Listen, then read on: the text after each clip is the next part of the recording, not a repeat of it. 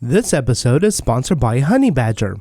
In addition to Honeybadger's great error monitoring service, they also have an uptime monitoring for web developers.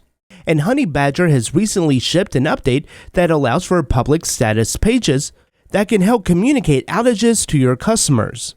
In addition to your uptime monitoring, Honeybadger now monitors your SSL certificates. And Honeybadger now has actions which will allow you to do bulk updates to all your errors, or you can set defaults for incoming errors.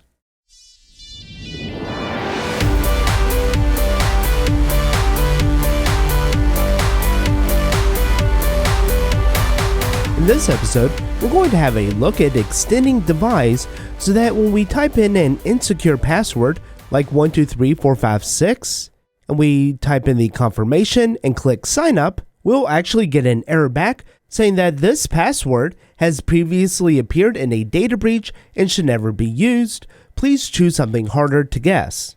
Then if we enter a more complex password and hit sign up, we'll then sign up successfully as we would normally expect.